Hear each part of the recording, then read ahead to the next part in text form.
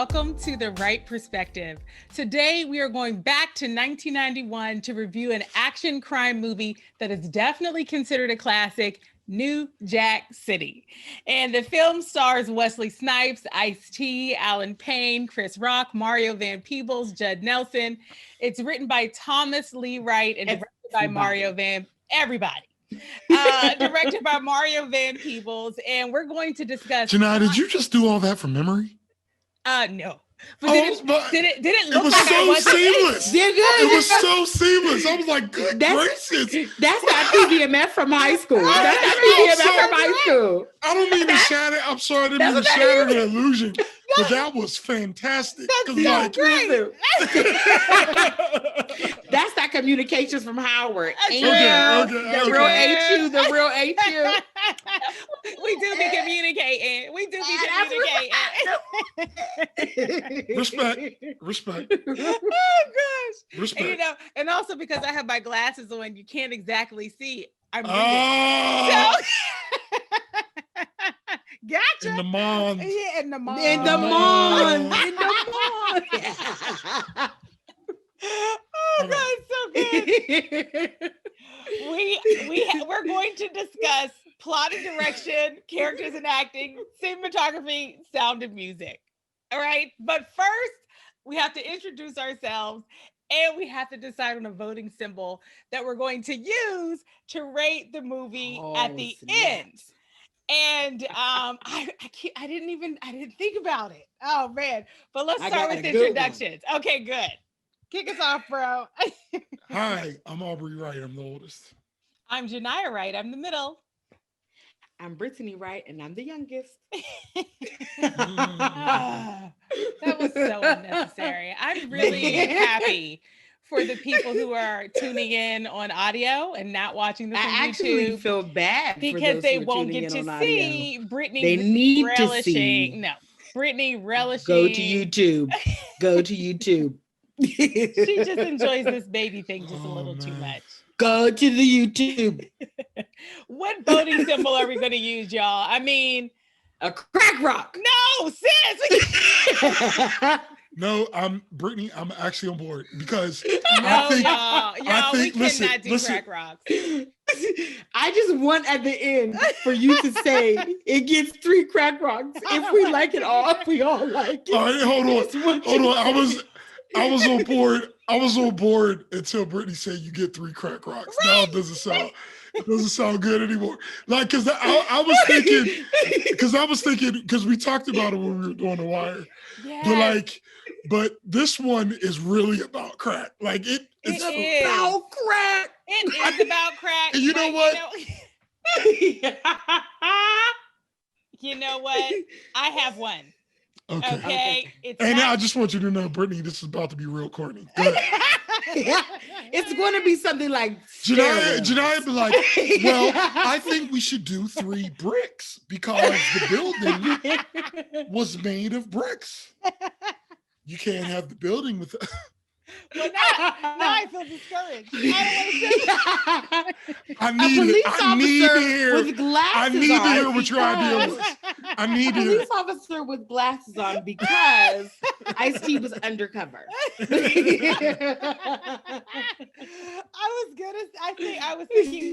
was thinking like belt buckle because Pookie had on that gigantic belt buckle camera.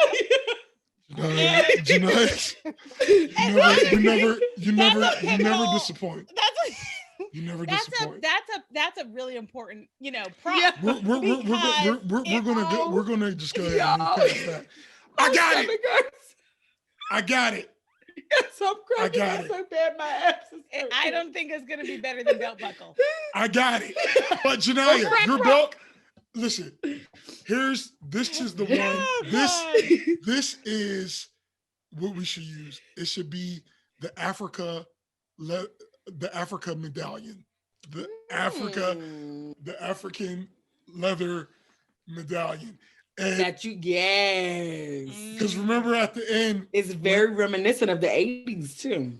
And that time frame, but also it was very specific because he ripped it off of Ice-T, ripped it off of, well, Scotty ripped it off of Nina Brown at the end. You know, And how you said, gonna wear "You this to sell poison to our people?" You know what I'm saying? So I mean, I think you and- sold it, bro, with that impression. yeah. And I'm Listen. With gonna tell you the that- other thing.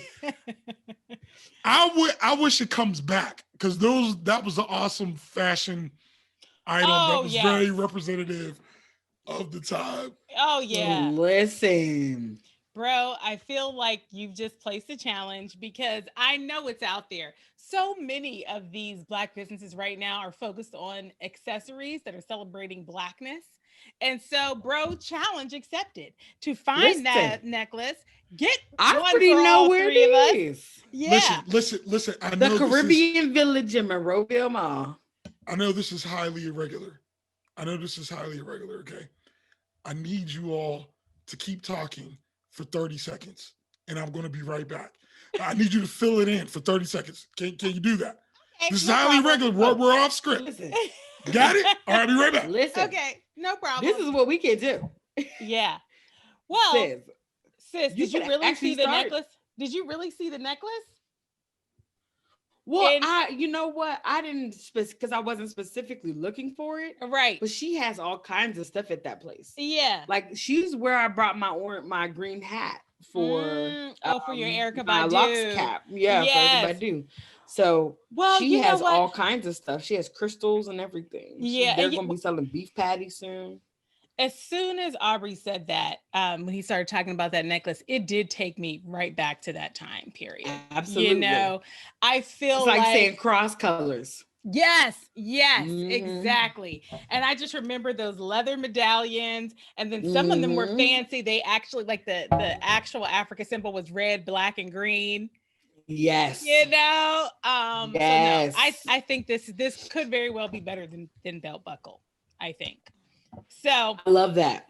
Well, sis, you know, I could go ahead and get started with the recap while Aubrey's I gone. think that you should. You know, I think that you perfect should. timing. He's back, bro. Sure. We did some riffing while he got it, Brett. He has it on. Yeah. Yes. Aubrey, And Janiyah Was it- literally was it- just described that one, bro. Was it She worth- literally was just it worth described it? that one. bro. It was absolutely Was it worth the wait? It was Yes. 100% worth it. Oh, you have Yes. just made my day, bro. You don't All even right. know. So good. Oh my Now, god. now I'm ready. Let's go. Let's Yep. go. Let Now go. I'm in the mood. Let's do this. Well, you know what? Let's get started with our recap here of New Jack City. So, you know, this movie is set and actually was also released during a very challenging time in Black American history, particularly in New York. It was the crack epidemic of the 1980s and 90s. And, you know, New Jack City really tells three stories. It tells the story of a particular drug operation that thrives during that time. It tells the story of a group of police officers that are trying to take that drug operation down. And then third, and I'm so grateful for this, the movie also tells the story of the impact of drugs on the community and on the people of Harlem. And so that's a lot of complexity that the movie holds. And how does it play out? Well, glad you asked. So the movie starts in 1986, and we see this drug operation called the Cash Money Brothers, CMB. They're really leaning into the sale of crack cocaine. And they're going as far as to take over an entire apartment. What are they doing? Oh, they're leaning in to the sale of crack cocaine. And, Yes. you know, they go as far as to take over an entire apartment complex by force to turn it into a crack house kind of base of operations. And over 3 years and at its height, CMB, the Cash Money Brothers, their business is now, it's at some point, it's a $1 million per week enterprise with about 300 employees. Okay. And the leaders of the group, it's Nino Brown, played by Wesley Snipes, his best friend and second in command, G Money, played by Alan Payne. And these guys, they've grown up together in the drug trade and have become savvy businessmen in the process. They have also surrounded themselves with a very well-constructed entourage of enforcers and killers and tech-savvy people, and definitely some familiar faces, for those of us watching, we can discuss that later. And they're living the big, flashy drug dealer life when you're an excellent drug dealer. So parties, women, just the power. And Black then, excellence. question mark. And they're even taking steps to endear themselves to the very community that they are terrorizing with drugs by periodically, giving away food and small electronics and making donations to the church. But don't think the community is being fooled. Many of them are trying to do their part to confront the drug dealers and to stop them. They're going to the police, they're confronting them directly. And in particular, this old man played by Bill Cobbs. And y'all, I looked it up. This character's name is Old Man. They didn't give him no name. His name is Old Man, y'all. Yo, it's so interesting because I've never realized that. Like, I've seen this movie I looked at least 30 times. I haven't realized that. Wow. But you know what? And we should talk about that because I almost appreciate that. Yeah, it's good. It's good. He's almost there as a symbol. For everybody. Yep, no, that's good. Right. That's good. Yep. So his old man, played by Bill Cobbs, and he's confronting them directly. But you know what? It's not working. They just keep getting more and more powerful. And now, of course, they are being watched by the noble police.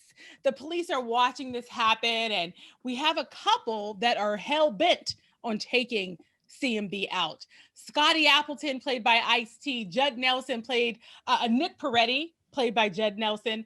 And for me, he's just the Breakfast Club guy. I'm sure he's been in other things, but Nick Peretti, played by Judd Nelson. Judd Nelson, you're the Breakfast Club guy to me. And then also Mario Van Peebles, who directed the movie, he plays the leader of the police I forgot operation. That dude was in Breakfast Club. Yeah. That's how I know him. Go ahead. So over time, we find out that these police officers also have personal reasons for wanting to see these drug lords taken out. One is a recovering addict, and one had his mother killed in a random senseless act by a member of a drug crew. Eventually, the cops plant an informant who's actually a recovering addict, played by Chris Rock. His name is Pookie in the movie. And the police go undercover, and they're trying their best to gather information. And just as they are making progress, Pookie gets caught by the CMB. And it's like, this happens at about the same time that the CMB is starting to fall apart at the leadership level. And why? Because Nino Brown is, metaphorically high on his own supply, right? Hello. He has become crazed with power. He's no longer being a good colleague to his entourage. Okay. He's even burning bridges with the suppliers, the white people, the higher ups on the drug chain. And CMB ends up blowing up the crack house in an attempt to keep the police from shutting them down. And little do they know it, but it is too late, because these police, they have already been gathering evidence, and they are more passionate than ever at this point, because we find out, Scotty eventually finds out while undercover, that Nino Brown is actually the person who killed his mother senselessly in cold blood as a part of a random drug initiation. His assignment as he was entering gang life was to just kill a random person. And that random person is Scotty's mother. Well, listen, these police officers will not be stopped. Okay. There's a shootout. There's an explosion. Okay. We lose folks on both sides, but of course the key players on both sides do get away. Okay. Now, unfortunately, Nino, who again has lost all allegiances at this point, he blames G Money for the whole thing and then kills him in cold blood. This man that has been his brother, has been his friend literally his entire life, he is so crazed with power and so arrogant in that power, so selfish. He kills G Money, and G Money's there on his knees pleading for his life and is killed by his best friend and partner, Nino Brown. So eventually, one of the many people that Nino burned, his ex-girlfriend Selena, agrees to testify against him. So the police are able to arrest him. He pleads to a lesser charge. Again, just arrogant in the trial process, okay? He pleads to a lesser charge. He even tries to throw a member of his entourage under the bus, trying to name that entourage member as the head of the whole thing. Just lying, just arrogant.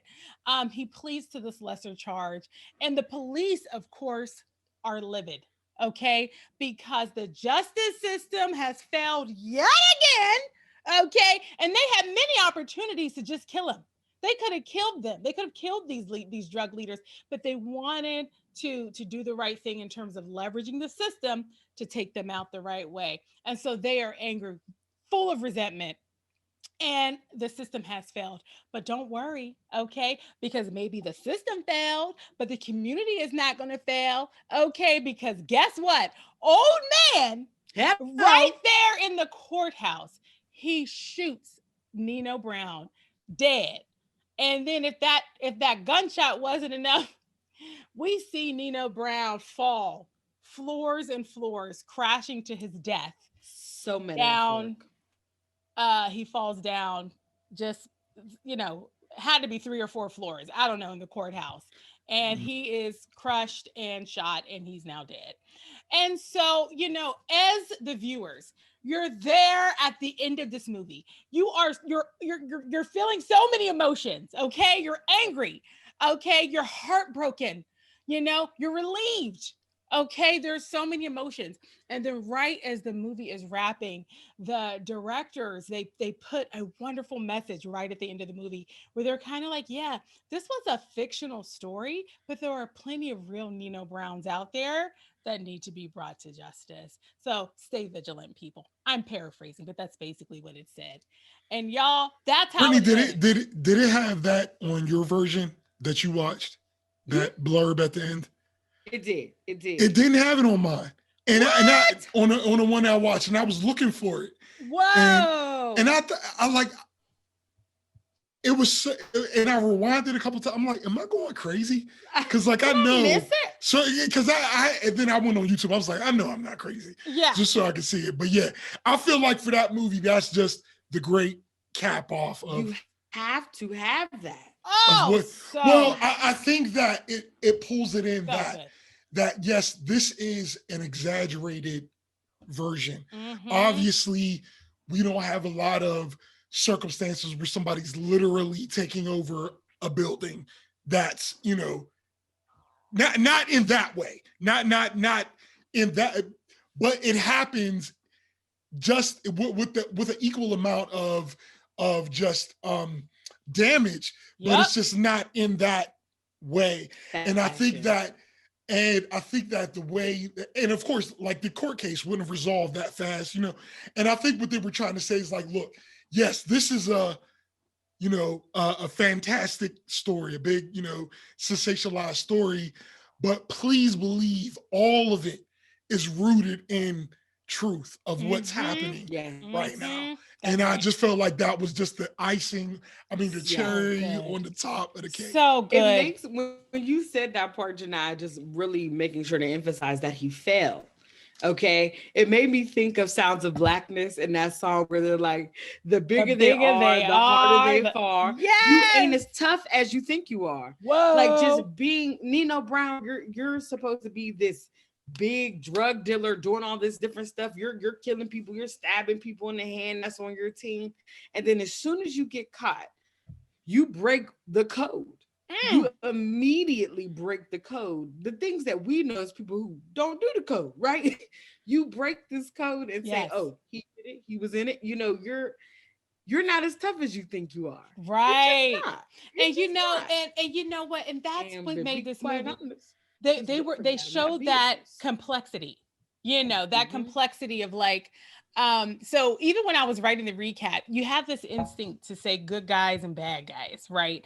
But it becomes clear that everybody in the movie is really just walking in their circumstance and doing the best they can from their perspective. Everyone is living in the conclusions that their life has enabled them to draw, you know. And listen, I am never going to excuse drug dealing. I am never No, going right. I would never. But I am saying that it's complex when you're talking about people who have grown up in that environment and see it as a truth and a viable career path, essentially. So they just held that complexity so well. They And did. bro, you talking about like just like the real stories, the sensational real stories. Well, Thomas Lee Wright, the creator, he actually did have very real specific gangsters in mind when he wrote this movie. And a friend of mine pointed this out to me, and I got to tell you, I was skeptical, but it's real. It's real. It's documented very well online, you know. So Thomas Lee Wright, he was an executive at Paramount Studios, and he actually left the company to pursue a career as a screenwriter. And one of his first endeavors was to write a treatment for The Godfather Part 3, because he knew Paramount had a high interest in making a third installment of an epic mafia tale. And he was just a lover of that film series. And his research in writing that series led him to the story of Nicky Barnes. Did you hear that? That NB, Nicky Barnes, Nino Brown, a real drug dealer and one of the most powerful men in New York City in his heyday. And then as a student of gangster films, Wright saw a noticeable lack in stories about powerful people of color in that crime genre. And so he immersed himself in that story and came out with this movie on the other end, New Jack City, based on, you know, a fictionalized version of Nicky Barnes, who has inspired this character, Nino Brown, and then a colleague of Nicky Barnes named Guy Fisher, who is inspiration for the character G Money. So Really? I don't know if a lot of people know that, but it's and I'm reading some of this from an article. And you know what? It was published in 2016, written by a man named Reggie Williams. I'll put the little hyperlink when I post the video so people can find this article. But it's an interview with Thomas Lee Wright, and it's in his words. It's him saying, Oh yeah, that's his inspiration. Because first of all, I never knew that, but just knowing the story of Nicky Barnes, I could see that. But the Guy Fisher one, that one, I would be interested to see how because hearing that, you know, if you know Nicky Barnes' story, hearing that and then connected with Nina Brown, it's almost like, oh my gosh, yes, you know what I mean? But I would definitely be curious to hear how he pulled G Money out of Guy Fisher. So I would be curious to read So on I have that. a question. How did you guys feel about now we all know I don't remember characters' names. How did you all feel about Ice-T's character using Chris Rock's character, Scotty, and Pookie? How did you feel? How did you feel about Scotty using Pookie as an informant, making that decision to have him be an informant for CMB? Which, as when I first heard them say CMB in the movie, it made me kind of chuckle. I said, "Is that where the Cash Money Records comes from down in Louisiana? Like, are they just a play off of words for that CMR?" So I did read that. I did read that somewhere on the internet, but it wasn't from a source that I would say was the most credible source. But somebody online did cite a connection there. Okay. But how do you guys feel about him making that choice, taking that gamble on Pookie? Well, the reality is that this movie, you know, right from the beginning, all of the characters were really into their character, you know, and Scotty, right from the beginning, from the beginning of the movie, you see Scotty trying to set up Pookie. And first of all, just let me say that set up Pookie. Pookie will end up being a drug addict, but at the time he's a stick-up boy. That's right. So he's trying, Scotty is trying to set him up, and he's setting up Scotty. So Pookie is setting up Scotty, trying to set up this fake drug deal so that he can get his money.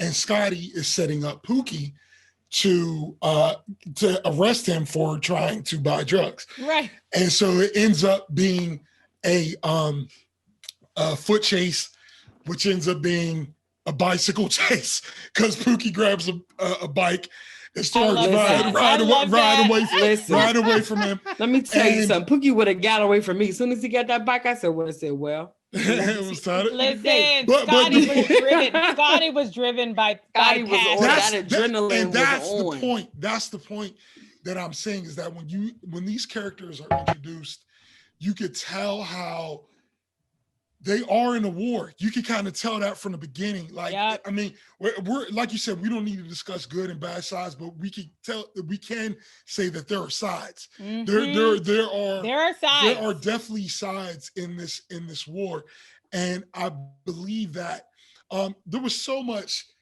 sub-context in that first interaction between them because the next time we see Pookie later on in the movie, now he's a full-blown drug addict. Oh. And let me just insert this, that Chris Rock might not be my favorite actor in most situations, but there is no better crackhead in cinematic history than Pookie, played by Chris Rock. I mean, there's there are things that come out of his character that you didn't even know that are African-American colloquialisms. Like you just didn't know.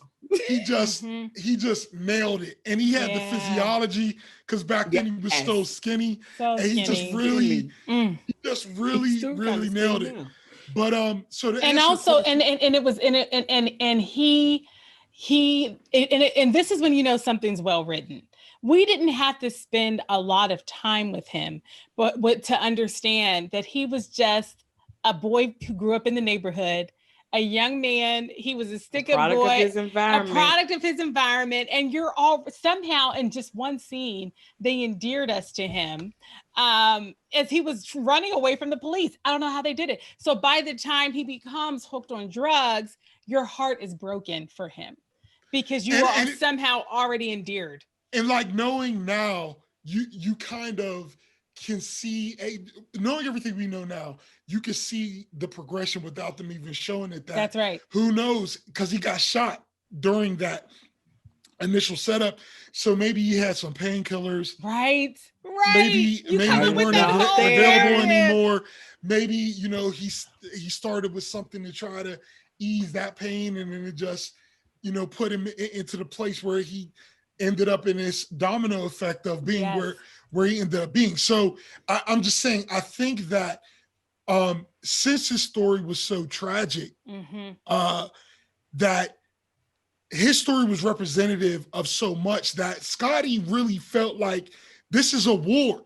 And so in war, you got to do stuff sometimes. And I feel like he wasn't all the way on board. It wasn't something he was happy to do.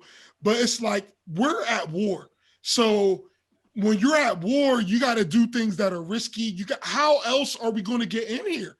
And the fact that because they had CMB had the Carter, it was a fortress. So you're not it was a fortress. And when he was explaining it, he was talking about how, what you got to do to get in and how you need a membership card and all this stuff. Oh, the whole process. These people are armed to the teeth, and anything short of rolling up in there with a military, level brigade. What are you going to do? So he did what he had to do. So where I think he fell down, they should have watched him better. That's what they did. Like they took the risk, to your point, bro, to trust him, to ask him to play this important role. But what they didn't do is, I think, provide him with enough support on the back end. You know, he should have been staying with one of them. They should have been doing P tests daily or something. But it was just sort of like they put him there in that high risk situation. They should have supported him differently. So I didn't question the decision to use him because but he was living with Scotty though. He wasn't. There was he was living with Scotty when he was in recovery from drugs. Okay. But when we saw him relapsing, I don't think he was in Scotty's apartment. No. He was at the Carter when he was smoking. Okay. That's all why, right. Maybe that's where I missed it because yeah. I remember these couple of scenes where he's in a bedroom and no. Well, the Carter's an apartment building.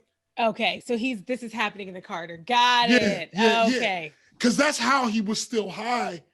Because crack highs don't last hours. Got it. You know, like so he was literally stealing the drugs and doing them at work. Yeah, he went somewhere, smoked, and came back. Got it. To the drugstore. And you know, he had taken his stuff off, I guess, so that it wouldn't be surveilled. But yeah, as far as that goes, I think Scotty knew it was a risk. Mm-hmm. But to the point Brittany was discussing is just that he felt like it was a necessary risk that had to be taken because, I mean, think about putting a crackhead in the drugstore. That's what Judd Nelson said. And Scotty, that's what Nick Peretti kept saying. Like, why are we using this guy? And the other thing is, I think that they don't really I don't think Scotty fully understood the nature of addiction. And I don't think unless you've ever dealt with addiction, you can't really fully grasp what type of situation you were putting him in. Mm-hmm. And see, what was Judd Nelson's Nick Peretti? Nick was an addict before, so he knew. So he knew because, like, for me, being a food addict, that look, if you put I want to know buffet.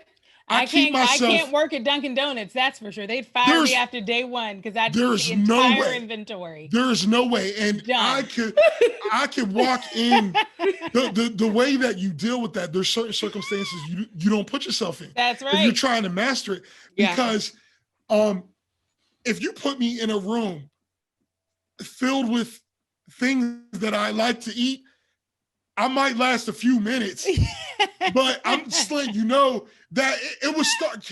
It was. Let's use Janai's Dunkin' Donuts example. Like it might be like that example so easily. I want a donut right now. I'm always kind of thinking about donuts. Always. Like I'm gonna just eat this donut whole. I'm gonna just get one whole. Right. Like that's what you'll be thinking. You'll be like, I could do this. I'm gonna just eat one donut whole. And then the next thing you know, you're laying on the floor with a whole bunch of empty, there's powder all around your mouth. All over your face. And so you've introduced milk into the situation. Yeah. There's open Frappuccino bottles, and I'm just the point I'm trying to make is that you're crying. Right, look, if you don't really understand addiction, which I don't think Scotty did, so. That is a very interesting question that I feel like he knew was a risk. Yeah. But I'm gonna just let you know that Nick knew that is impossible. Like there's no way you're putting especially he might even make it through a couple of days because that's what he did. Like because they showed him at the point where he was just about to smoke. Hard. Yeah. He was like and he threw it on the floor. You're like, yes, Pookie. You're like. But even in that moment, even the first time you're like, this is not going to be good. Him being in this drugstore. And because he was so passionate to want to help, sometimes you can't admit to yourself, I can't do this. I can't. He wasn't able to say, listen, Scotty, I've gone as far as I can, or I need something else. I can't do this part anymore. Yeah. I think that was something he couldn't do. I think about all these trends us watching The Wire and then watching this movie. And then I think about movies I've watched in the past, which I hope we get to them. Even watching, what was the movie Baby Boo? Shaft. Oh yeah. That's also Harlem. Listen to Harlem. Even and then movies like I Hope We Do, like Hoodlum and American Gangster. And these different movies that are expressing this type of life and what can happen. I think about Pookie's character and I get so sad for him because this is just an example of really, really, really wanting to be better and do better and fighting through. And I remember for years ago, as I never knew just how addictive, crack is. Like I knew it was bad, but I didn't know until I found out that they have to, in rehab, they put you on another narcotic to wean you off of being on crack. And I was like, they have to get you on another drug to get you off of this. When I found that out, I was just like, how do people rehab and gain their life? And there are many people that do, but it is a hard process. And so it's the first time you use it. Like I know somebody who recovered off of it, but and I won't use the terms he used to describe it, but basically he described how it was the first time and how it was by far the most indescribable physical feeling he's ever felt. Wow. And that it'll never get better than that, but you'll always be chasing it. And I think that I think when you're dealing with addiction, one of the biggest things that you learn is that you'll always be an addict, and you don't want to admit that because you want to feel like you've figured it conquered out. it. Yeah. But I'll say that there was a time in my life where I got it. I had been able to get into really good shape and was really healthy, but I really felt like I conquered that demon. And like that left me vulnerable and for it to relapse. And I think that Pookie really believed he conquered this. Yeah. But he had to go through this moment of learning that no, it's always going to be there. So you always have to do what's necessary to keep yourself in the right headspace to be away from that. And before he was able to learn that lesson, unfortunately, he was killed. I wanted him so badly to live to the end of this movie. I was worried about his life from the. And that is what makes it so good, because that ain't how life works. Like life works. You want stuff to happen, but it doesn't work out. It doesn't work out. It doesn't work out like that. So what's the first of all, we usually talk from the beginning about how just what your general feelings are. And I'm curious to hear both of your feelings on the movie in general. I could go first. I'll tell you, I kind of didn't want to watch it. I'm not gonna lie. I didn't want to watch it. And there are all of these movies that we shorthand as hood movies that frankly, I haven't seen them. And I don't know how, I didn't see them because I was alive, when they were coming out, but I didn't see them. We were church kids. Our friends saw them. Everybody saw them. Aubrey saw them one time. I know, but I didn't see them. And then I grew up. You said on time. On time. Because you said on time. I meant when they came out. When they came out. Oh, gotcha. Okay, got you. All right. Janai's comedy needs to be explained to me. I don't know why it's so top notch. But you know, I didn't see them. And then when I realized that it was whack, that I hadn't seen them, you know, and I was grown, I then kind of made the decision not to see them because it is so hard for me to like watch these movies that lean into like these really troubling parts of Black American life because and it's because we have not historically had enough representation. And so if there is not enough, if there's only going to be one Black movie a year and it's talking about crack, I'm going to struggle. I'm going to struggle a little bit. It's different now, and I'm so excited about that. I mean, right now, there's so much content coming out from so many different directions that is Black. You get a chance to see the full universe of Blackness now on screen. But, you know, before I struggled with like these movies that were just, you know, peeking into this one little part of who we are. Although I realize intellectually that is important. It's important to document those experiences. It's a truth. It's a part of who we are. It's a part of our story we have to document. So anyway, I had just made a decision not to really watch these movies. So I wasn't looking forward to watching it, really, to be honest. I put it off to the very last minute. I just like wasn't going to. And Look, then, I don't want to stop you. I know. Please don't lose your train of thought. Okay. But I just have to say that, yes, hood movies are a great part of especially that time frame. But I really don't feel like they were pigeonholed because there are, you know, Spike Lee, and there were like a lot of romantic Black movies back then, a lot of movies that handled other aspects of culture, like you're right, you know, like bro. do the right thing, which I just watched recently, talking about, you know, gentrification and just racism, and you know, there were different. So I just wanted to put that there, that yes, there are definitely hood movies that show this aspect, but but the thing that made the 80s and 90s so special was that you had hood rap and you had conscious rap. You had sexual stuff, and you had BB and CC Winans, and you had all this different stuff that I feel like it was actually one of the most diverse. It was. Because since when you said it, when you said it, I immediately thought about it. I was like, but Fresh Prince was out, Family Matters was out, Living Single was out. You had so many of these things going on in the 90s. Martin, you had these shows where you were what was Boomerang?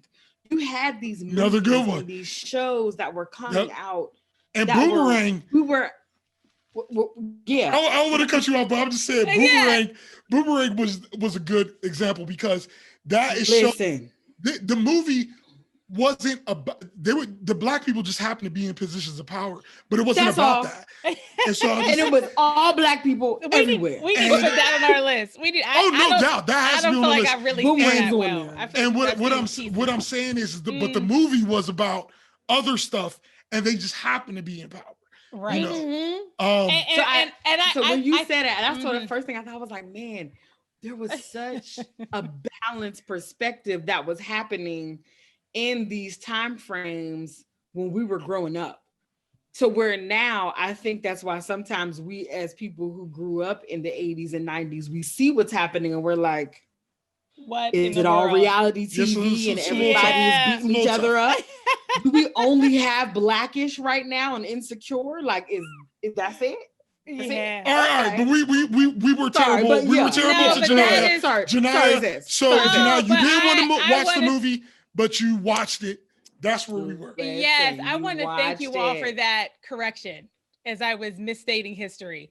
I guess the general point I was making is that because I was taking in so much white content, that my experience was one that was so full of white content that, you know, I struggled with certain parts of the Black content that was coming out because there was not necessarily like the white counterpart of it. And it was just like, but pretending like something isn't happening doesn't make it not real.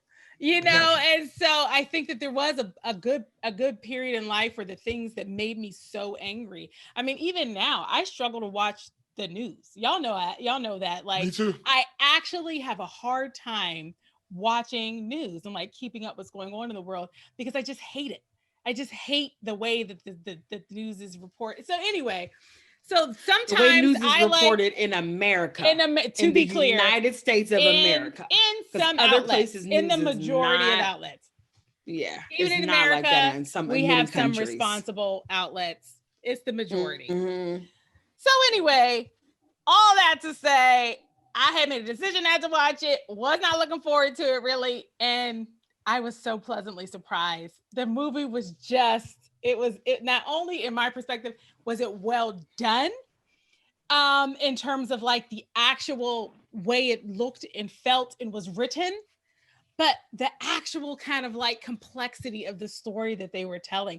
I just wasn't even giving the movie the credit it deserved in terms of I didn't think it would be able to hold the nuance of the crack epidemic. I just didn't believe a movie could hold the nuance, and it totally did. So that's a long like answer to your question, bro, but I was pleasantly surprised, and I tell you, I want to watch it again already, and I just watched it. That's how good it was to me. Like I was blown away. Not just the actors, the writing, all of it. I've probably seen it like 30 times. I think most Black people have seen it 30 times. Yeah. What did you think? Because I'm thinking at least once a year since it came out. And then you know what I'm saying? I just hate when people are getting movie. shot. Like when people get What'd you shot, say, I just Britt? want to turn it off. It's a holiday movie. Let's bring this out on Thanksgiving. Yeah. Well, hey, Anyway, he was giving out turkeys. Listen. Hey, I didn't even think about that, but Nino. we're recording this on Thanksgiving, and it was kind of, hey, happenstance. So Happy what Thanksgiving, did you think, Britt? Don't get me started on Thanksgiving. I can't believe I you know, said I that know. word Listen. in our podcast. I'm sorry. I was just joking about him giving out turkeys.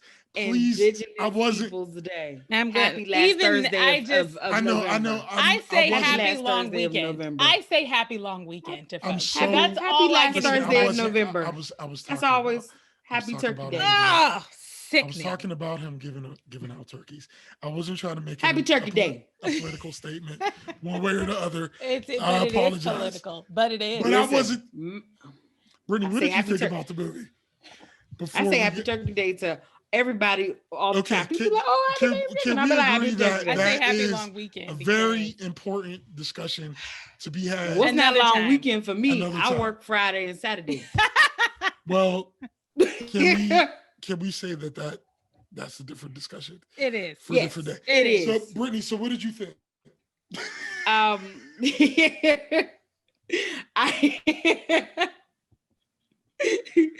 The thing about Brittany's fist is Brittany's fist just looks soft and lotioned. It's just it's, And well manicured. yes. That's Black Power. Listen, I've come to the conclusion that my adult teeth still look like children's teeth, and my hand does not very well intimidate people. That's what When I put it up, because like when she I put it up, I was mean like, it. man, that was so sweet. That was. Oh. I mean it. Now, I need what I'm Brittany's fist on a saying- t-shirt. So I can they'll all right. be like, "What's that baby fist doing?" So I am I from should show y'all the picture these that I movies. have for Brittany in my contact list. Oh God! Yes, pull it up. Pull it up. I'm gonna do it too. Go ahead, sis. 'Cause I have a good one too. So I had sent Brittany a picture of me working, a little video of me working out. And she said it, and she sent me this back.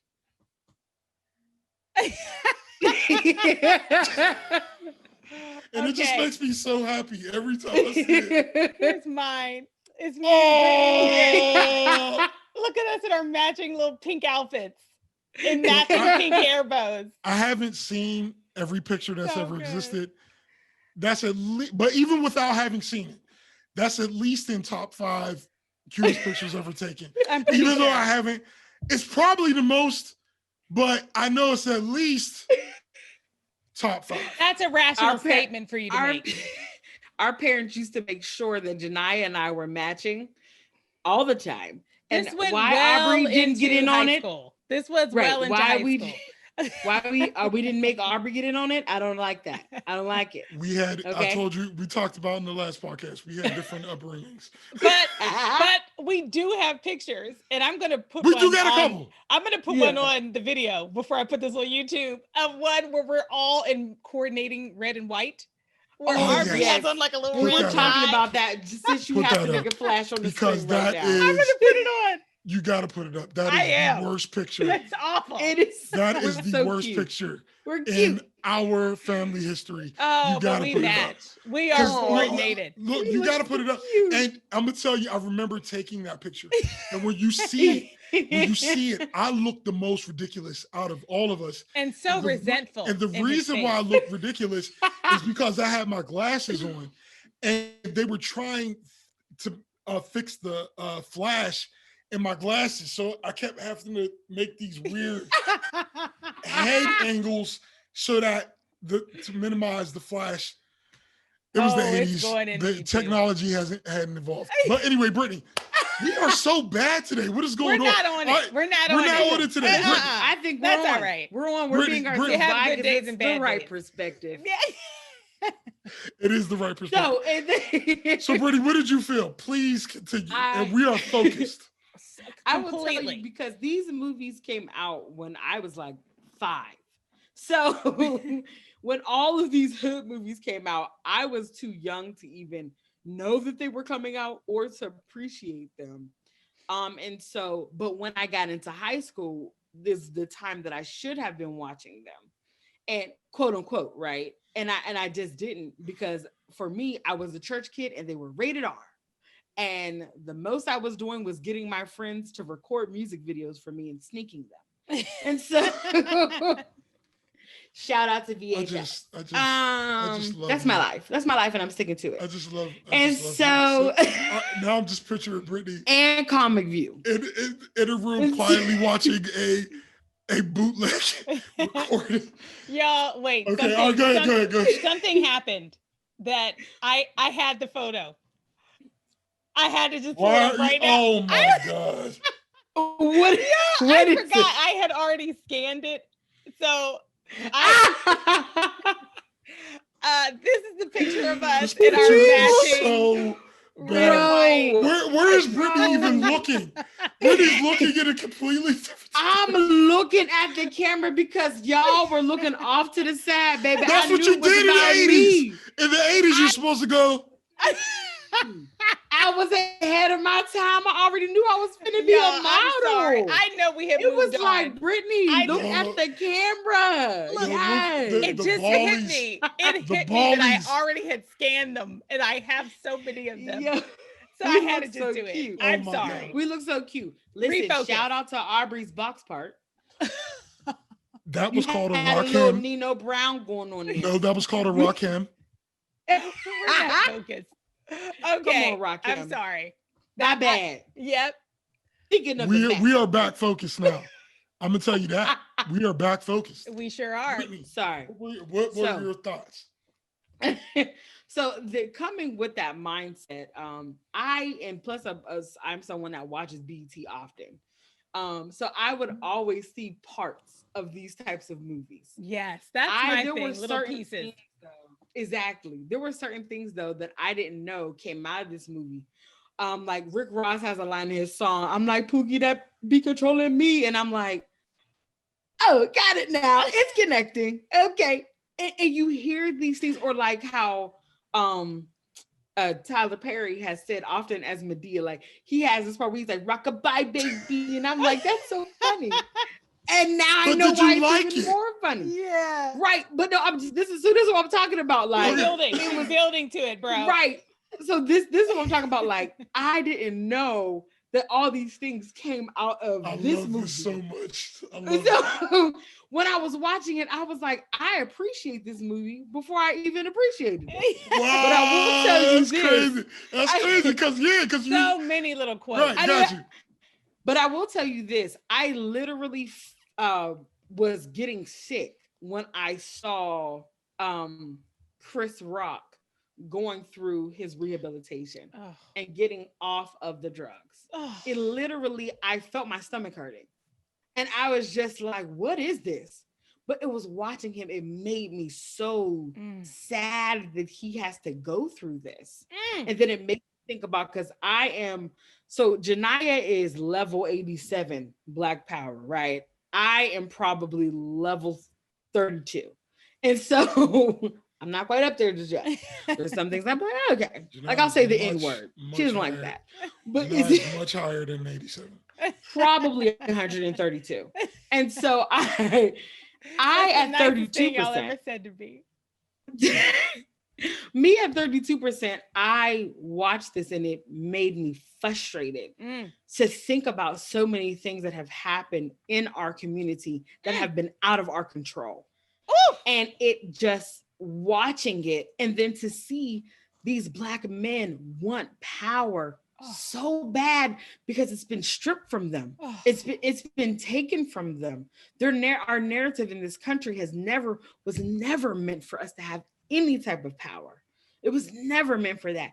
And so to see them want to do this, but in the same breath, they are tearing down the very community that they were raised in, but then feeling okay to give out turkeys to this community. It was so intense to watch this. The other part of it was seeing that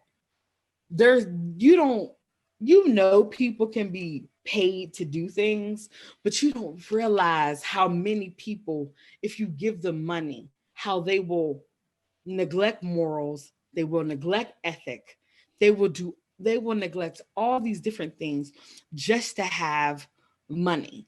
And so that for me was another just frustrating piece of it. And then also to see these white people in power be the ones that the Black people are buying the drugs from, destroying our communities, but their communities are thriving. Restaurants, stores, the streets are clean, no dilapidated buildings. It was just watching these things happen, and it was frustrating to an extent, and then also just watching friendships deteriorate over certain things like that. That was also a hard part to watch. And then just saying Wesley Snipes, like I know we all know him right now because of some tax stuff, but him in his heyday as an actor, you might know him over tax stuff. Right, just the stuff that is coming out on the book. But Wesley Snipes in his heyday, an amazing actor. He took Nino Brown he made me hate him. He made me hate him. He did that role. Well, yeah, well. Did it real good. But so I will say, overall, I did enjoy the movie, but it was, and there were a couple of times I did have to walk away. I had to rewind a few times to be like, okay, I missed that. Let me go back, but the movie overall, I did enjoy it. I did. Well, I mean, clearly,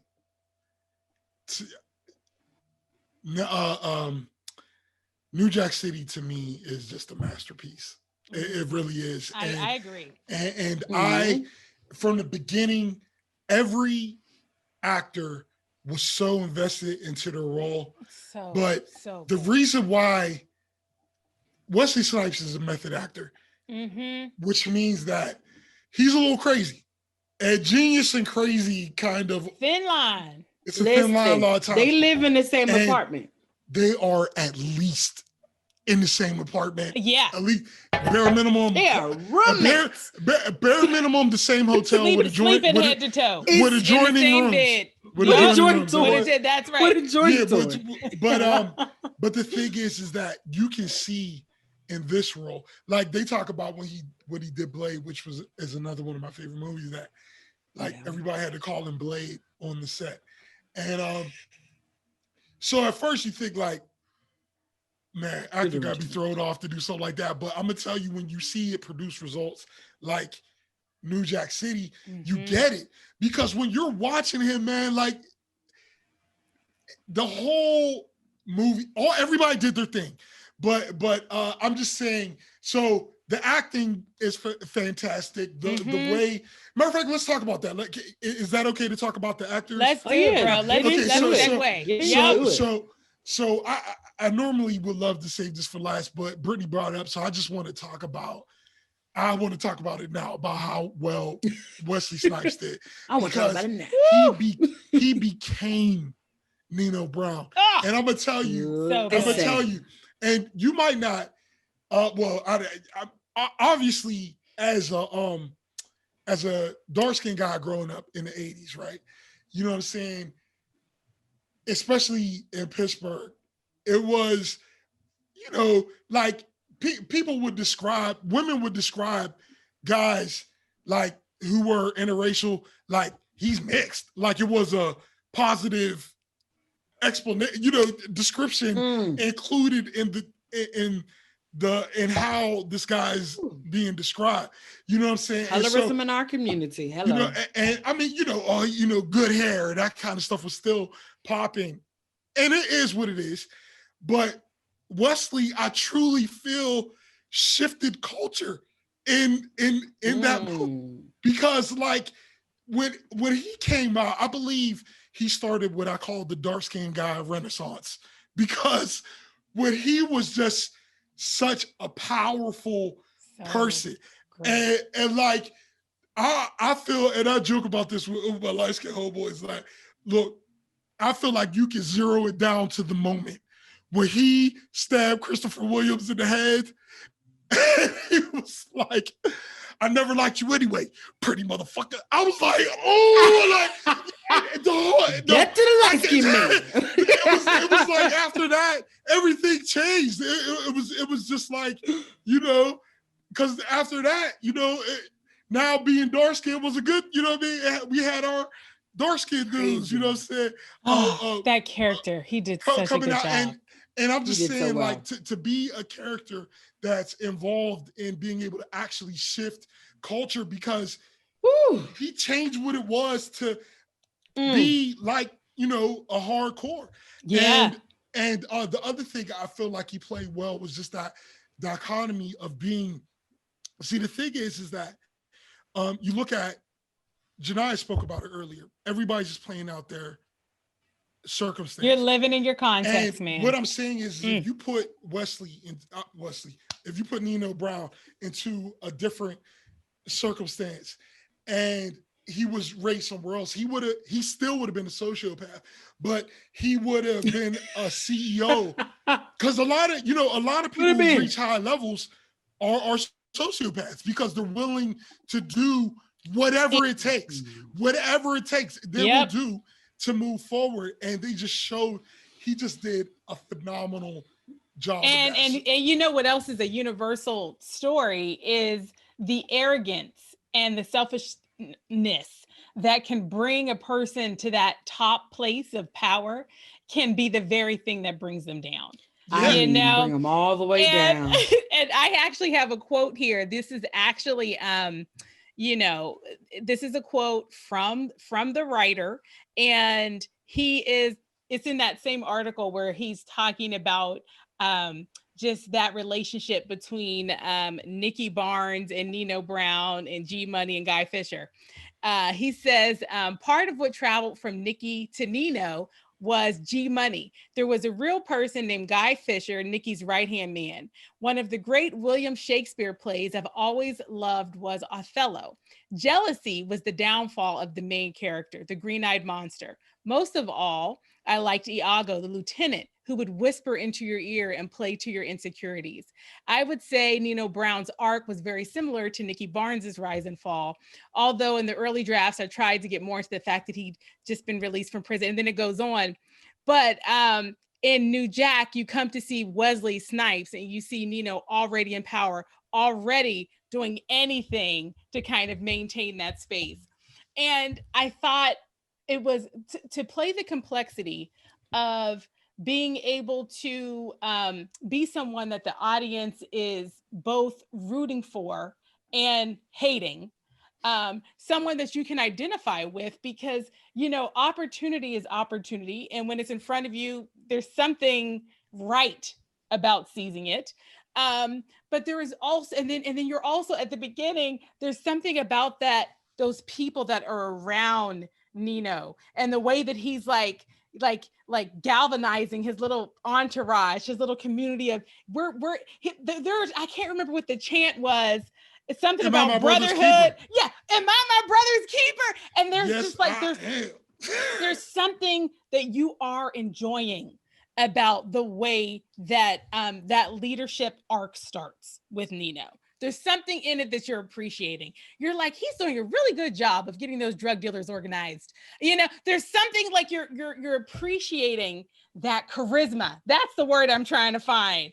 But then that same charisma that was had people kind of like rallying around him and doing whatever he said, that was the exact same thing that just took him over the top and made him start to feel untouchable. And bro, when you started talking about there was the moment where you felt like it was like a dark-skinned man's triumph, I started thinking about the moment when I started to hate Nino. And you resent him the whole time because he's a drug dealer. Mm-hmm. But I started to hate him when he turned on his girlfriend, Selena.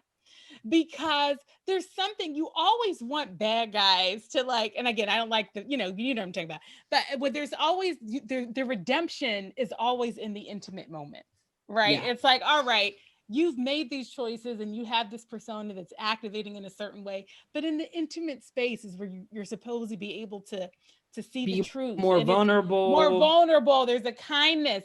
And when he lost that, when he was mocking his girlfriend because she couldn't have children. She was in.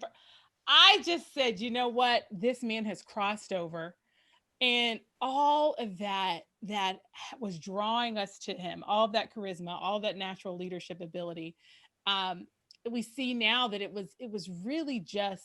It was just the beginning. It was the birthing of what became just this beast. I don't know, but that was a moment. She's part because he said because she was the one that was able to help him. Well, she was a big part of the game. She was a huge part of it. She connected him to Kareem, who was a technology guy but also a finance guy, so that they could launder the money. So she was a huge part.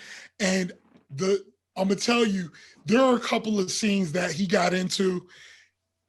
Speaking about that, like when the last scene where he was talking, where he had Selena, and he grabbed her, and then he poured the champagne on her, and he was like, "Cancel that bitch. I'll buy another one." I've never looked this up. Because I want to feel like he just came up with that almost in a moment, because it was just so mean.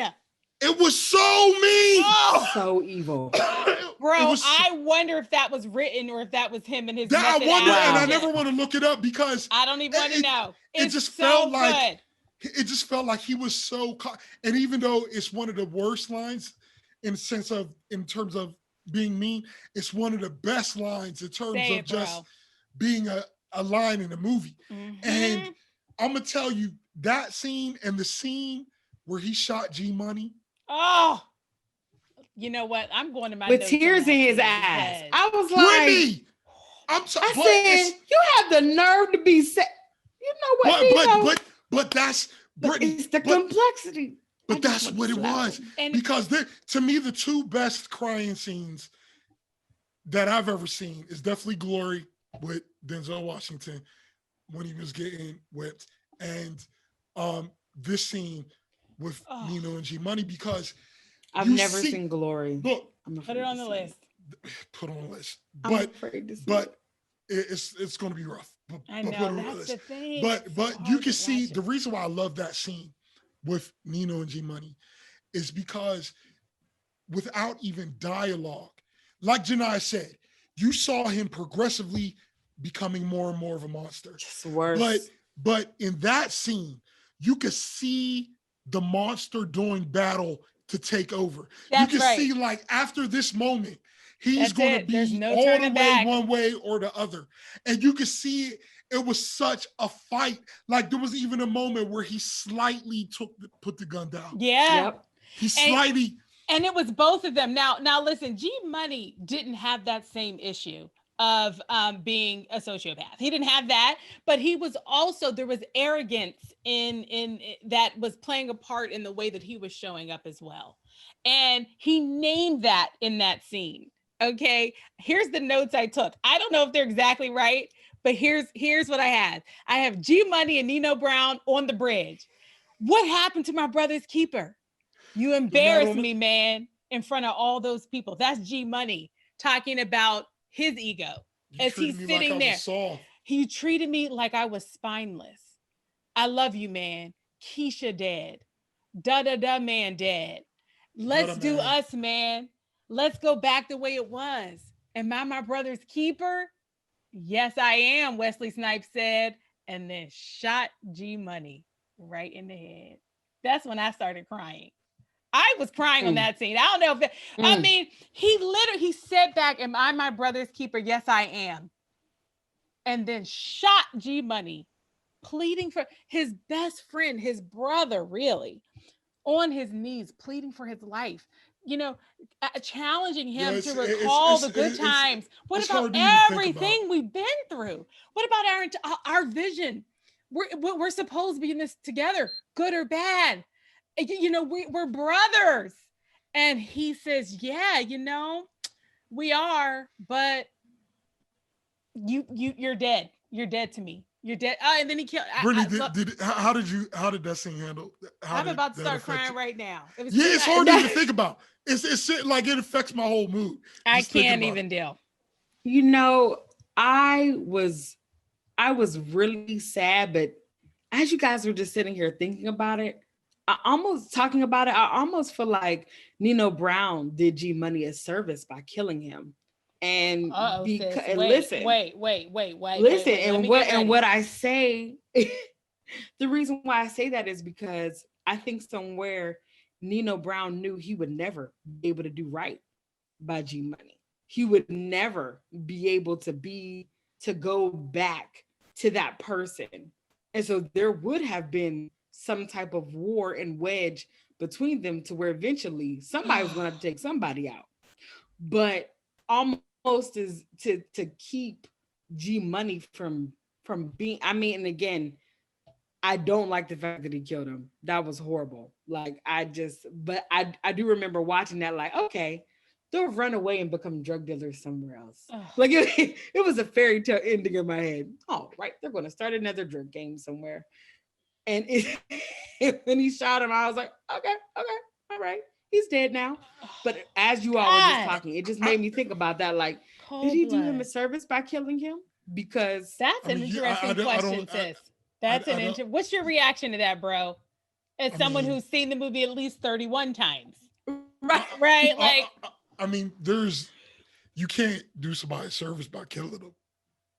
I mean, like, unless they're.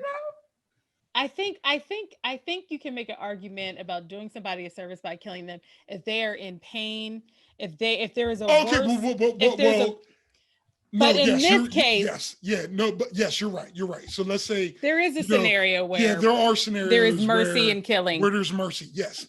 But this wasn't that to me because G Money, I don't feel like he was a lost cause. Like he was down a path, but not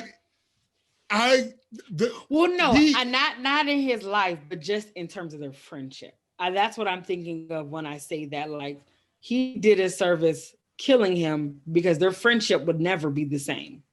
And he serviced him. He serviced himself because he got rid of but there's no G Money was a weaker person, and that was shown in his lack of true confidence, and which resulted in him literally just deciding to do drugs. He didn't even get hooked in ways that other people get hooked, like I'm trying something, or, like he just decided to get on crack, so he was a weaker person. But as long as you're alive, you always have a chance. Well, in most situations, you have a chance to get better. And I feel like there were only selfish motivations in Nino doing that. He just got rid of. And bro, listen, I agree with you. I think this is one of those situations, and I have a friend that says this all the time, where two things can be true. Because I think you're right that it was so selfish. But Brittany, this proposition that you're making, Brittany, I kind of feel like this might have been what was going on in Nino's head. Nino, because think about what the last words he said before he shot him. Am I my brother's keeper? Yes, I am. Yes, I am. And now I'm killing you. And so it's almost like he's saying, you are not right. Fit. You're irredeemable. Well, you're irredeemable, or you are not cut out for what's next. Almost like you're not. You're what's coming next. This life on the run that will require us to operate in a way that my crazy mind believes will be the right way for. You're not. You're not. It's not for you. You can't continue. Exactly. And so I'm taking care of you by killing you. But this is how because when you said that, am I my brother's keeper? Yes, I am. And then he shot him. That's what made that come into my mind. Like, I see that. This is Nino Brown's sick way of saying, I'm keeping you. Okay. All right. And I'm saving you from this. I can see it. I see it now, Bert. I see it now. It's a little twisted the way I was. No. I see. Just like I see. And it's funny. It's funny. I had to get there. It's funny how it works, because that scene is always so emotional for me that I think my emotion just always goes to like, because it's too much. It's so it's like my emotion just always goes to. But I'm just saying, it always goes to Nino was just trying to eliminate this burden. Because But it's so funny how after all this time, and he said, am I my brother's keeper? He said yes. And it's just so funny that all this time I never considered like what's going on in his mind. Why would he say that and then kill him? Yeah. I mean, because like Brittany said, I mean, in his way, he was taking care of him. I'm keeping you. Like I can't. I'm taking care of you. Our friendship will never be the same. What is point? What is going to take? Yep. We about to be on a. It'll never happen. Yeah. Like I'm keeping you in this moment. Yeah, I'm keeping you. And then especially the way he was in that courthouse where he started turning on people, naming people. He would have absolutely named G Money. That's one of the best friends since we was 5. Like I know mom and them. Like maybe he knew he was going down. Off. Yeah, he was like, "We're not going to make it through this. You're going to die by somebody's hand. Let it be mine." There's a lot of potential. This is so good. This is why it's good to debrief and watch together. This is the value. So good. I'm about to go watch this movie again after we get out. I have to also watch it again. Because I want to see it I want to be thinking that during the scene. What if we watch the whole movie the whole time just trying to empathize with Nino? Like that would be a really interesting exercise. Well, I ain't empathizing with nothing when he was holding up that little baby. I ain't empathizing with a damn thing. I texted Aubrey and Brittany. Asshole. I said, what the hell? I texted Aubrey and Brittany. Was he holding this little? At first I said, oh, he's going to get the little girl. I said, oh, we're seeing humanness from Nino. I said, no, he's holding up this little girl.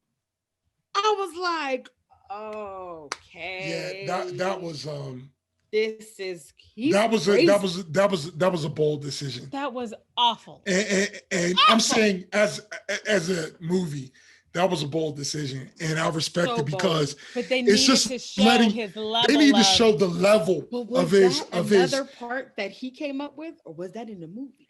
Oh, that was clearly written in because that the little girl she turned back. Yeah. She dropped something. She turned back. Yeah, like he would. I'm sure he wouldn't. Well, I don't think so. But can I also say that's another thing that makes Nino one of my favorite characters, because in a lot of the movies and television and cinema media, the street level, they won't physically combat or come in contact with. They won't fight with like the Italians. You know, usually it's like, okay, you got the mafia, the mob, or whatever, and you got these Black people who are willing to do whatever to each other, but the mafia or the whoever, they're always off limits.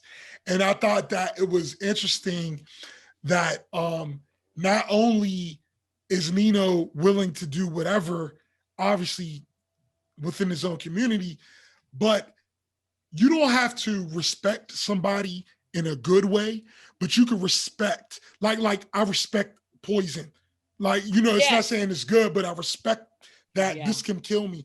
And I'm just saying I respect the fact that Nino, when they called him and it was like, you know, said whatever they had to say, told him that he had to get spanked at that wedding, he said, okay, well, guess what? It was just like, he was almost like, okay, you think you're bulletproof?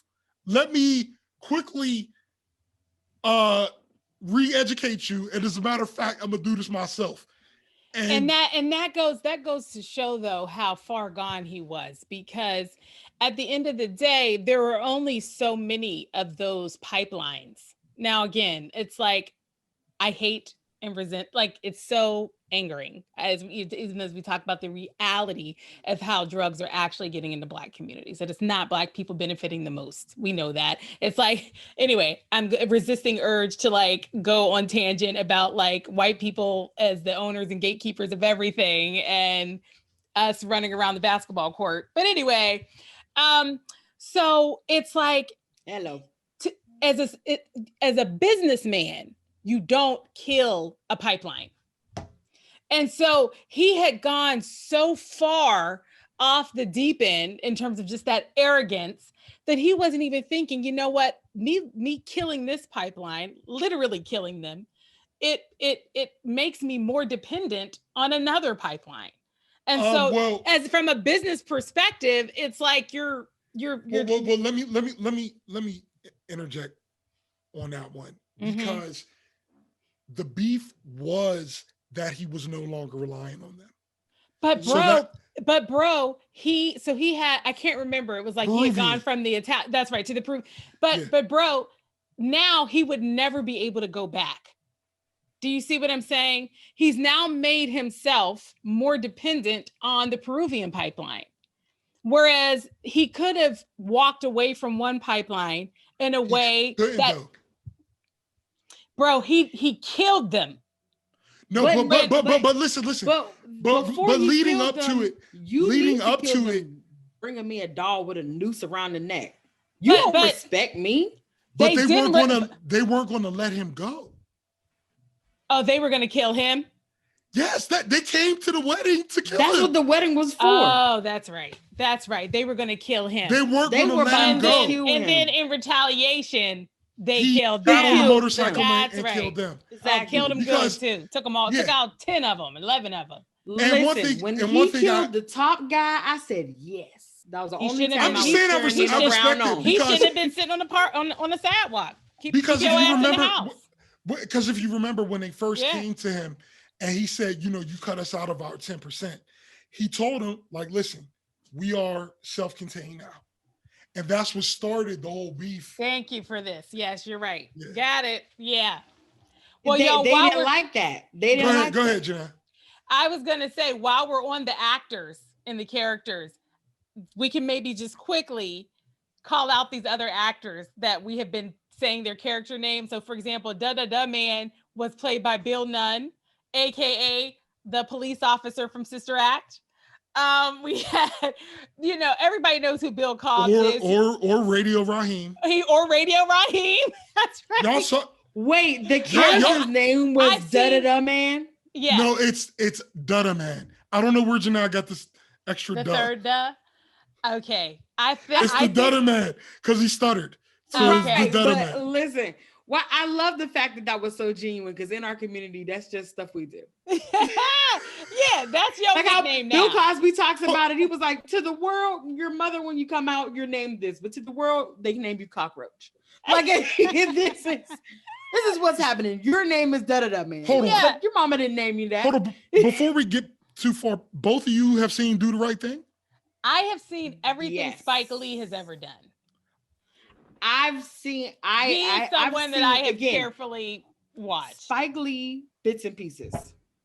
Bits and pieces, but you know, Brittany, you know who Radio Raheem is. Yes. Gotcha. And I know the only reason, the only movie I've seen fully through is I always forget the name of this movie, the college movie. School Days. Thank you. I'm always we should Big do that. Brother Almighty. Exactly. That's the only one I've seen. That we got to do that one at some point. Absolutely. Also want to call out Christopher Williams, who played Kareem Akbar. Vanessa Estelle Williams, who played Keisha, talking about rockabye, baby. I was like, who wrote this line? Listen, okay, can we just pause at her for a second? I knew Brittany was on. Brittany had to emphasize that right. Listen, let me tell you something. I was a little upset because I felt like they wasn't doing her hair right at first when it was first sitting at that. It was 91. I said it was 91. That's how we wore her hair.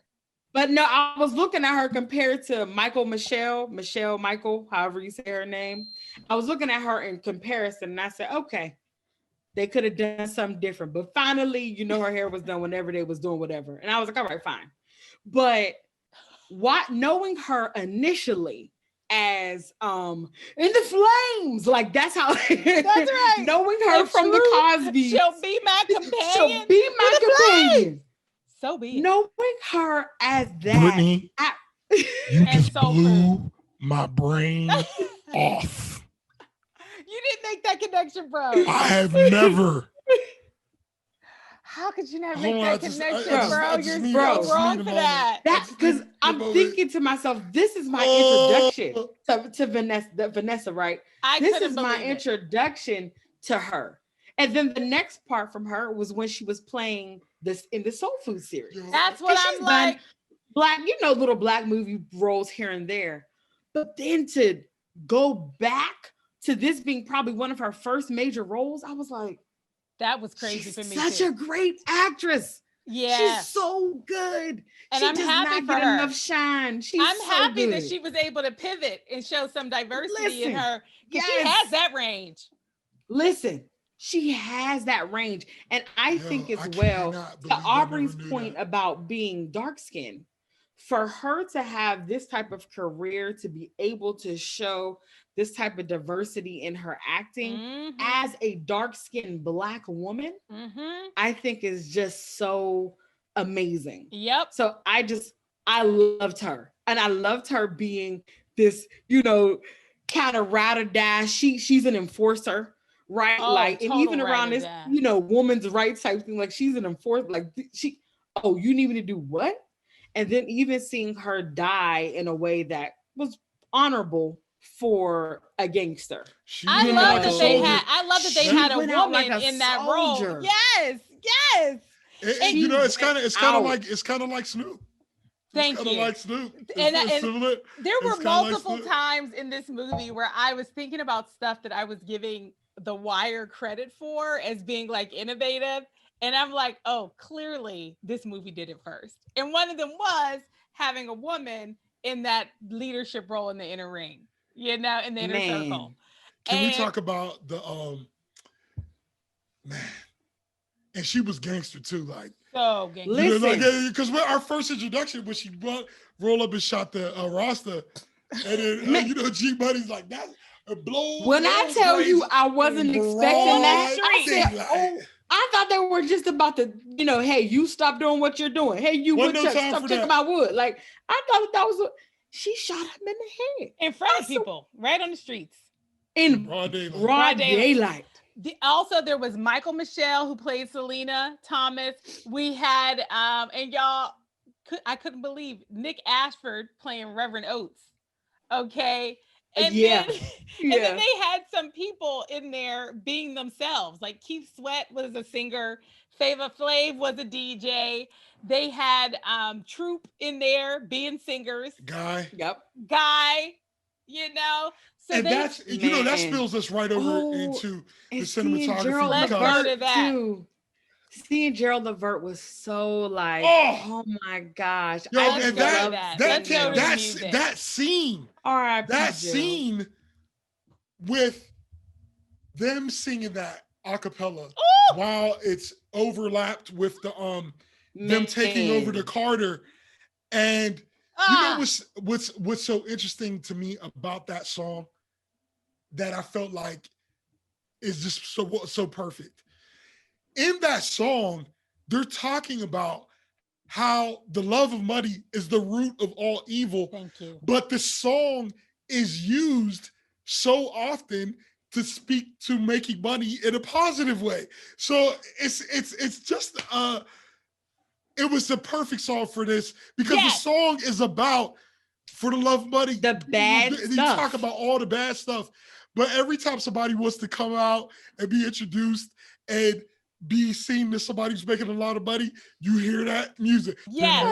And it fills you with the emotion that they're trying to communicate, which is the exact thing that you're talking about with this movie. Because, like, yes, Nino Brown is a sociopathic murderer, but on some level, for a lot of the movie, you're rooting for the dude. You are. It's crazy. It's just, that's just human nature. Yeah. And I will tell you guys, that part caught me off guard. Which one? I thought initially whenever they were having that meeting about what they were going to do, I thought that they were about to go into the white community and start selling to them and do that. When he started talking about that, I thought that that's what they meant initially. That's what my mind was drumming up. When they were talking about what? Like how they were about to expand and you mean like over in the car? At the very beginning. Yeah. Got you. And so I was like, oh, okay, you know, I was like, that's right. They're about to expand and probably, you know, make money out there. When I saw them taking over this apartment building with all Black people and they were killing people, the man was outside naked. I was like, who doing? I didn't know that y'all were about to do that. And I was thinking to myself, how often are people in these situations where you don't have any, you're just a family. And they were going into people's apartments, killing the men. They left the women and children okay. They were killing the men. Everybody was getting got. So anybody that was giving away to get. And again, that part of it was the part that was a little sensationalized. But to your point, well, what I'm saying is that yes, there, especially back then, I know that there were people who felt like straight up prisoners in their home. Like they couldn't go anywhere. They couldn't do anything. There were these people selling all of this. But I think that when we're talking about how this movie portrayed the point in time, that is how it was, especially back then, because like when you showed them going into the party, which the music obviously was perfect. Yep. The clothes were all perfect. The suits, and that's what the 90s was about. The 90s was about color and being, and like we had this pride and like we wanted, you know, like we all had this kind of stuff. Like we had, Cross Colors had, the red, black, and green whole color, clothing lines and stuff. And the thing is that when you saw them coming into this party in the beginning, it showed that there are plenty of people there who's just partying. So like, yes, you got these crazy, guys, but We're living here. We then live there's here. just people This is just our living. lives. And so just how they show that, how they hold the complexity of community well in the entire movie. Even that very first couple of scenes where the police are chasing Pookie, they're chasing him through a park, through a neighborhood. We see people living. He had a mongoose bike, which was everybody wanted a mongoose. Bro, I wanted to ask you about back to the music. There were so many songs on the soundtrack. I didn't know these songs came from the soundtrack. You know, there was I'm Dreaming, Christopher Williams, In the Dust, Two Live Crew, I Want to Sex You Up, Color Me Bad. I mean, bro, I was hoping you could speak to the music of this movie at that time. You know, Queen Latifah was on their mix. Yes, thank you. Guy with New Jack City. You know. That's a type of music. Let me just say this. New Jack Swing is a type of music. Yeah. I know, but the Guy song on there was New Jack City, where they were embodying the New Jack Swing that they had introduced. And here's the thing that is so beautiful about this moment in time. The soundtrack was part of the movie. And I know that sounds just like, of course. But what I mean by that, of course. People don't understand. What I mean by that is, say it, bro. The soundtrack coming out, you were just as excited about that as the movie coming out. Because you wanted to know who was on the soundtrack, and you wanted to know how, like, Menace Society has one of my favorite soundtracks. Oh. Love Jones. I mean, don't even start on Love Jones. I don't even listen. Let me tell you something. There are 30-year-old people walking around right now because of that Love Jones soundtrack. Yeah, I can tell you that. I can tell you that much, and they don't even know. Listen, there's going to be people who are going to be 30 years from now that are going to be because of that soundtrack. Hello. That's it. Timeless. The feel of every song just connects you in a different way. Mm-hmm. Because when you're seeing these songs that they're playing in the movie, and it's not just New Jack City, but in this specifically, these are songs that you would actually party to. Yep. So you got to think like, I'm in, this is 91. So I'm just leaving middle school, but we even had middle school dances where you pay 50 Cent, go to the dance, and like they're playing the versions of the clean versions of these songs and stuff that you end up partying to. So as the time moves on, so like, because now we're talking about 92 when I started college. High school. When I started high school, and now I'm actually starting to go out and go to house parties and stuff like that. The thing is that you connect the feeling of walking into these. Dang, bro, you started high school in 92? Yeah, 92. I graduated in 96. So going into these situations, it connects it even more. Because like Brittany said, that's my, obviously everybody loves their high school time and all that. But course. I'm saying, but this is your heyday. I feel like it was a very special time because it was. How fortunate. And we could go party and have fun without worrying about, like, we weren't worried about somebody recording us and it popping up 15 years later and all that. Like, we were just none of that. How fortunate to have your youth at that time. At that particular time.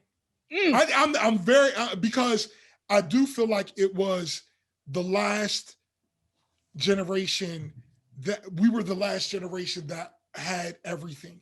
We had the party music that we saw in this soundtrack, but you also had the romance. You also had the raunch. You also had everything, because like there was even the romance of that moment in time was so important. And I feel like, because those songs, like, okay, back then, if you were fortunate enough to have your own phone line and you wanted to leave a message, you always would, you might pick a song, you'd be like, yeah, I'm gonna play a little bit of this song first. And then you reached They Aubrey. don't know. You reached They Aubrey. don't know. Tell them on my see-through phone, my see-through and then you turn that music right back up. And so the point I'm trying to make is that these songs connect you into the movie in a way that because it's like, yo, whatever they're partying to, I party to that song. Whatever this guy's trying to get romantic, I played that song. And because of that, I feel like it connects you in a way that it was just unique for that time. Bro, go ahead, sis. You saying that makes me think of the movie Queen and Slim. I feel like Lena Waithe was trying to bring that back to where you're in love with the movie and you're also in love with the soundtrack. Yeah. Because that I remember growing up and wanting to own the movie and have the soundtrack. You had to. Because it was a complete set. That's what it was. It was incomplete otherwise. Yes. So good. It was incomplete so otherwise. Good. Oh, I mean, that was a part of the conversation of absolutely. Excuse me, did you hear the soundtrack? Oh, completely. Completely. Man. And I will go as far as to say all the movies that we're going to watch in this genre are going to have songs that obviously you're going to recognize. But I think that going back to the soundtrack would also be good too. And y'all, I have to do something. I have been fighting it for the entirety of this. For most of the podcast, I've been trying not to do what I'm about to do right now. But because we started to pinpoint where we were when all this was happening, I have to do this, which is to show another of our childhood photos. And I don't know what specific year this is, but this has to be Aubrey. You must have been right going into high school. I feel like just looking at you, this is your going into high school fro, I think. And I feel like no. I feel like this fro. What year is this? Fully matured. I feel like this is. Are you like in 9th or 10th grade? I feel like this is a 10th grade. Aubrey is in high school. Okay, which would have been 93, right? Yeah. Yes. Okay, so that feels like a 93 for me. Okay, so that means I was in. Let's just say it's 93. I started middle school in 93. Yeah. I started middle school in 93. So I would have been, like 13. Or what 11. How old are you? Okay, 11. got it. 11. You would have been 11. I would have been 11. And that means I was probably about 7 or 8 in this picture. So I look more 7. This is basically how we looked around the time this movie came out. Janai, listen, Janai, you don't have to try to force any reason. You just wanted to pull this picture up. And it is around that time. And this I feel like this shows us pretty good at the time because I look irritated. Janaya looks like a rabbit. It took Janaya a long time to learn how to smile. She had a lot of difficulty learning how to smile. It was always natural for me and Brittany, but for Janaya, it didn't go well in this photo. And it shows so well because look how naturally Brittany. Hold on, Brittany is just a happy person. Though. Jana's exes my baby hers. Look at my baby hers. Her baby hers is laid. Yo, baby hair. Y'all, we're running too long. We're running too long. We're over. So, my gosh. Let's wrap. Why didn't anyone brush up my edges? Brittany, we couldn't keep your hair nice. I don't want you to blame us because we were in a constant state of fixing your hair.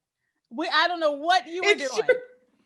You could not keep it together. I knew since high school I was supposed to have locks. Locks knew that they were supposed to have me. Clearly. It took me a long time. It took me to 2015 to start them things. Y'all, we're so over. We got to wrap. Fried, dyed, and blow dried and laid to the side for a lot of years.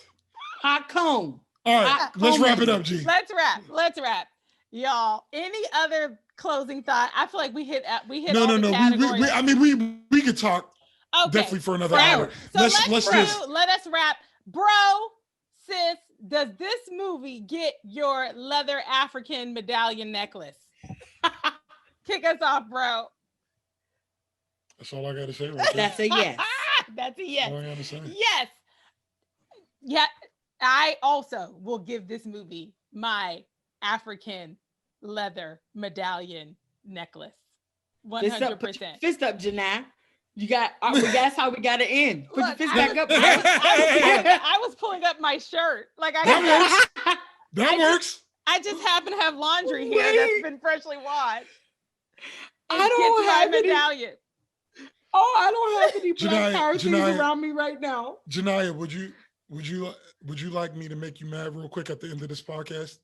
Nothing would make me happier than to have another reason to be upset with you. Tell you, when I got my first medallion, one of my non-melanated friends came up to me and pointed at it and was like, "That's reverse racism." All right. So I'm gonna just let that sit there for you. I just wanted to give Genia that to fuel her for the rest of the day. I thought it was going to be at you, but I see where it's directed. It's at society. And that's where I like to be angry. So Britt, it's society that's the foe. Man, I thought the words reverse racism get your medallion. New. Is that old? Oh, the flippity do, the attempt of the flippity do. The flippity do been around. Here's does it get your medallion? Yes. Does it get your medallion? Oh, this movie 1000% gets my medallion. I do believe that New Jack City is a classic. Y'all, from the Wright perspective, New Jack City is a classic, a 3 medallion classic. And I just want to let y'all know we stopped talking, but we could have talked about this movie. We could, and we need to stop, but we But we could have went on. Now, baby, I want to get into the dynamics of the women in this movie. We didn't get into the dynamics of the female dynamics. We didn't get into the drug addicts. We didn't get didn't get into the performances of the drug addicts at the Drug Anonymous meetings. Who were telling their story of the. Listen, there's so much. So and also should watch it. I will tell you, we didn't get into what's the old man's real name? Michael Cobb. We didn't get into the fact that Michael Cobb, Cicely Tyson, and Morgan Freeman were born old. These people have been old their entire lives. I love them. I feel like they've never. I feel like they've always been old. I was like, in this passionate. I was like, his name is talking Bill about Cobb. all these important points, and everybody's like, yeah, but you know what? They all was born. I love Brittany. I would love to hear about why he named that character Old Man. Anyway, we gotta go, y'all. We gotta go. Yeah, what's our next podcast? Who picks it? I think we should do a musical. Isn't it West Side Story, y'all? I think we had kind of. I'm down. Let's. I think we haven't done that one yet. No, and I think it is a perfect follow to this because it's about those streets.